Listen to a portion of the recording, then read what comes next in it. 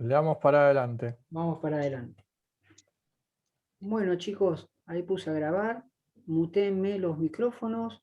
Bueno, Y vamos a retomar lo que vimos la clase pasada. Vamos a agarrar acá. Y la clase pasada lo que habíamos nosotros abordado y llegamos a la conclusión, después de un análisis y analizar, digamos, los tres parámetros, digamos, que tenía que ver voltaje, ¿sí? Que se, digamos, tenía que ver con, por ahí, la elevación de un tanque de agua, esa diferencia de nivel, bueno, acá es el voltaje como una diferencia de potencial. Habíamos analizado el tema de la corriente, que se simbolizaba, digamos, el flujo del agua a través de la cañería, y de la resistencia, ¿no? La resistencia que nosotros lo asimilamos con, por ejemplo, si en el conductor o en el caño donde fluye el agua le poníamos una cañería, digamos una válvula de cierre, le estábamos generando un estrangulamiento, digamos, a la cañería, por decirlo así, y estábamos obstaculizando la circulación libre del agua, simbolizando eso de alguna manera y llevándolo al plano eléctrico como si fuese una resistencia eléctrica. Entonces, lo que nosotros habíamos visto en la clase pasada, habíamos llegado a lo que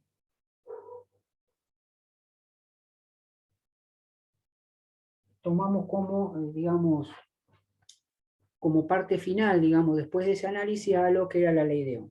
¿Está bien? Y que la ley de Ohm era esto, que la corriente es directamente proporcional al voltaje e inversamente proporcional a la resistencia. ¿Está bien? Nosotros de alguna manera demostramos el por qué estaba armada esta fórmula así, porque vimos que de alguna manera a mayor nivel de depósito de agua, ¿sí? Había mayor fluidez de agua, ¿está bien? O sea que si acá teníamos un voltaje mucho mayor, esto de alguna manera directamente proporcional y tenía que ver con que había también un aumento en la circulación de electrones a través de un conductor. También analizamos el por qué la R, la resistencia, estaba, digamos, en el denominador de esta fórmula a la cual se llegó, porque cuanto más obstaculizamos la cañería o más resistencia poníamos en un camino, al paso de los electrones, la circulación de corriente, ¿sí?, iba a ser menor. ¿Está bien?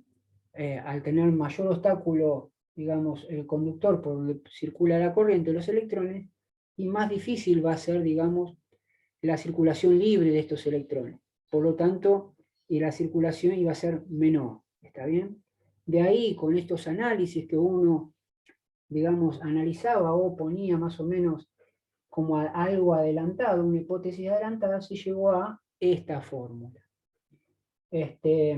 Yo les adelanté y les había mandado una actividad, digamos, jugando un poquito con esta ley de Ohm, ¿sí? Donde, acuérdense que la intensidad se medía en amperes, se simbolizaba con la letra A mayúscula, la B hacía referencia al voltaje, y el símbolo o la unidad era el volt, y se ponía una B corta. Y después la resistencia, ¿sí?, se medía en ohm, y su símbolo era como una omega invertida, de esa manera. Esos eran los símbolos. Entonces, ¿qué hicimos con respecto a esto? Con respecto a esto, lo que yo quise hacer, digamos, a través de una actividad, es de alguna manera aplicar esta formulita. ¿Está bien? De ahí que hubo diferentes ejercicios, ¿sí?, donde de alguna manera, en la clase pasada también hicimos un pequeño simbolismo, donde de alguna manera esto que está acá con un palito largo y un palito corto, lo simbolizamos como si fuese una fuente de alimentación. ¿Está bien? En este caso, una fuente de alimentación continua. ¿Ah? ¿Qué es alimentación continua? Bueno, el tema de una pila, el tema de una batería de auto, Esas son, digamos, se dicen que son fuentes de corriente continua. ¿Por qué? Porque suministran corriente que van de un polo a otro. ¿Está bien? Tienen un sentido de circulación. Lo mismo que la pila. Tiene un positivo y tiene un negativo. Entonces, como yo les manifesté en un momento en la explicación de ese juego de electrones que iban cubriendo un polo y se iban traspasando los electrones de una órbita a otra, de alguna manera quise representar con eso un sentido de circulación. ¿Está bien? Entonces, cuando se habla de fuente de corriente continua, se lo simboliza de esta manera. ¿Está bien? Esto es el símbolo de una pila o puede ser de una batería también. ¿Está? Entonces, el palito largo representa el polo positivo y el palito chiquito el polo negativo.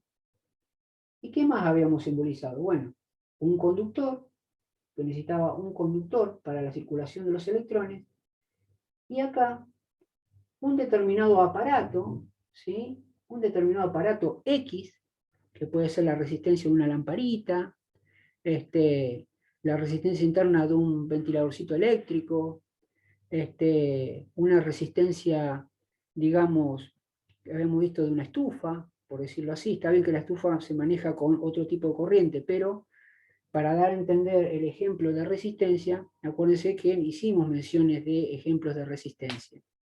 La resistencia de un termoeléctrico interno, la resistencia de un bobinado de un motor, ¿sí? Todo eso, cuando uno habla de resistencia, tienen esos ejemplos, ¿está bien? Un motor que tiene varias espiras de alambres de cobre, eso generan una cierta resistencia al paso de corriente eléctrica. Entonces, en esta parte puede ir cualquier tipo de estos tipos de resistencia de cualquier aparato que se esté conectando. Entonces, internamente, ¿qué habíamos dicho? ¿Cómo representamos la resistencia? A través de una forma así quebradiza en zigzag, representando que eso es una resistencia. Y se cerraba el circuito. ¿Está bien? Entonces, si acá nosotros teníamos de alguna manera una llave de paso, que ahí estaba abierto, entonces mientras eso estaba abierto, este camino está cortado para el paso de electrones. ¿Está bien? Entonces, si ahora la cerrábamos, lo cerrábamos, estamos cerrando el circuito. ¿Está bien? Todo este camino lo estamos cerrando. Entonces, ¿qué es lo que ocurre ahí? Bueno, empieza una circulación de electrones del polo negativo al polo positivo. ¿De qué sentido? Los electrones vendrán en este sentido, van por este camino, llegan para acá, encuentran un obstáculo, ¿sí? Que eso hace que esta corriente no salga con cierta cantidad de electrones, ¿está bien? Saldrán con menos, esta no me gusta, pasarán esta resistencia, pegan la vuelta, llegando al polo positivo, ¿está bien? Y de alguna manera neutralizando, ¿sí? Átomos, ¿sí? Que le faltan electrones en su última órbita, habíamos dicho, ¿se acuerdan? Acá había exceso de electrones, ¿está bien? Átomos con exceso de electrones en su última órbita, y eso producía que esta fuerza, de alguna manera, encontraran a estos electrones un camino para tratar de neutralizarse. Entonces, esto era, digamos, la gráfica que hicimos, de alguna manera, de circulación de electrones, donde hay una fuente, hay una resistencia, siempre tiene que haber un camino cerrado, un circuito cerrado, por decirlo así, para que exista la posibilidad de circulación de corriente eléctrica, o sea, en este caso, de flujo de electrones. ¿Está bien? Y de acá vimos, de alguna manera hicimos algunos ejemplos. En la actividad hay un par de ejemplos donde uno tiene que hacer los despejes de la fórmula, ¿sí? Una de las fórmulas era corriente igual a voltaje sobre resistencia, que sería la fórmula madre. Si ustedes despejan acá voltaje, esta resistencia que está dividiendo pasa multiplicando, entonces lo que le queda es esta siguiente fórmula, que sería una fórmula derivada de esta principal. Y otra, ¿cuál es? Si uno tiene que despejar R. Si uno tuviese que despejar R en la fórmula, esto que está dividiendo pasa multiplicando allá, ¿está bien? Entonces me quedaría Vamos a poner, me quedaría R por I. ¿Dónde está el borrador? Entonces, quedaría I por R igual a voltaje. Y si de acá despeja 1 el voltaje, la B queda acá y la I que está multiplicando y molestando pasa dividiendo. Entonces acá salía una tercera fórmula. ¿Está bien? Entonces, de acuerdo a la actividad que yo les había adelantado, y a según lo que les pida el ejercicio, ustedes tienen que aplicar cualquiera de estas tres variantes, a según lo que les pida el ejercicio. Pero hasta ahí era muy fácil, muy fácil, digo. Muy fácil en el sentido siempre y cuando se utilicen las unidades madre. Por ejemplo, si yo tengo que sacar la corriente, una corriente X, un flujo de corriente eléctrica donde un circuito tengo un voltaje de 12 volt, entonces irá acá 12 volt, y la resistencia, imagínense acá tengo una resistencia de 2 ohm. Entonces uno ponía 2 ohm acá, y como acá el voltaje está en unidad madre, en volt, y la resistencia también está en la resistencia, el valor de ohm, que sería central, al dividir volt sobre ohm, la unidad que me da es ampere. ¿Está bien? Entonces acá uno pone, hace esta cuentita y les queda 6 amperes. ¿Está bien? Acá también es lo mismo. Si acá tenemos, imagínense, 10 amperes. Si acá tenemos 10 amperes, un determinado enunciado, ¿está bien? Imagínense cualquier enunciado, que por un circuito circulan 10 amperes y tenemos la resistencia de un artefacto, ¿sí? Que presenta la circulación de corriente una resistencia, no sé, de 10 ohm.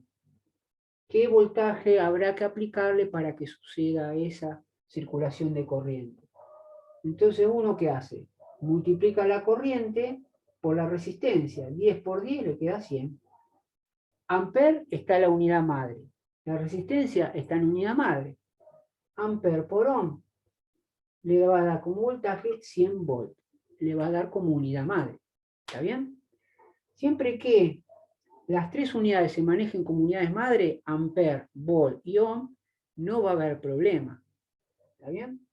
El asunto es cuando, y ahí viene la cosa, aparecen, digamos, esos, digamos, submúltiplos, que aparecen por ahí, miliamper, kilo ohm, milivolt, ¿está bien?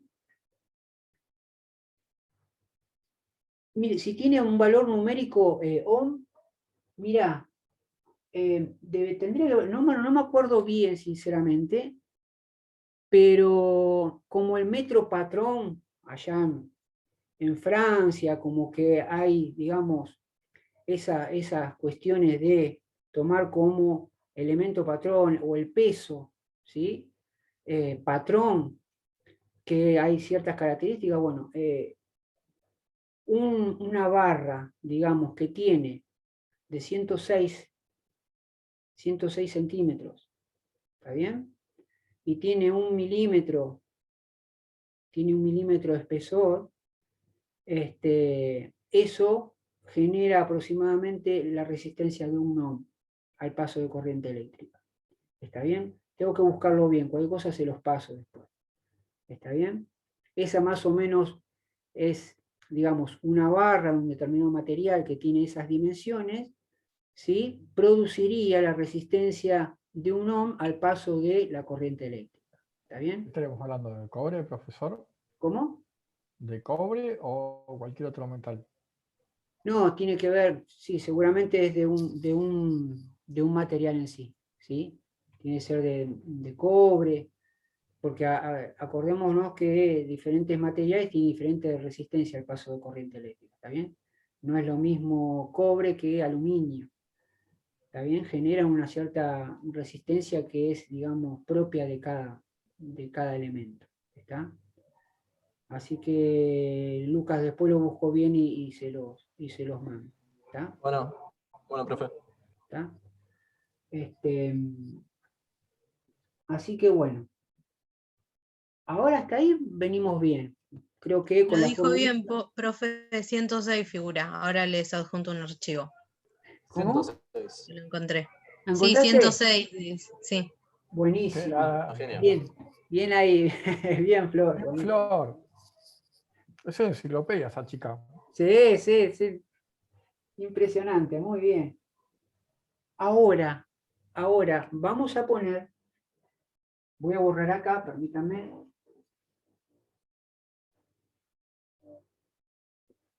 Y vamos.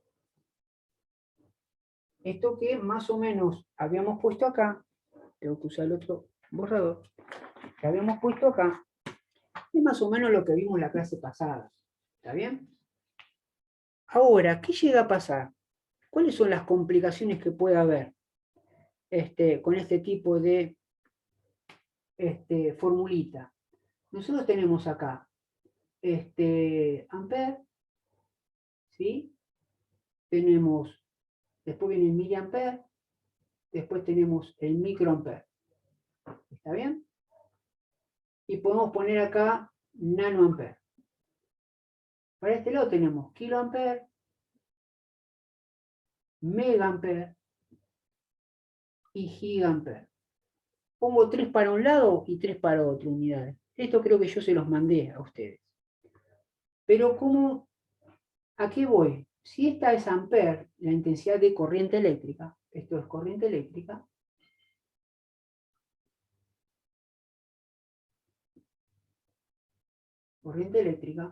decimos, bueno, cuando tenemos miliampere, lo mismo que utilizamos en milicoulomb, decíamos que era ese mili, esa m, representaba 10 a la menos 3.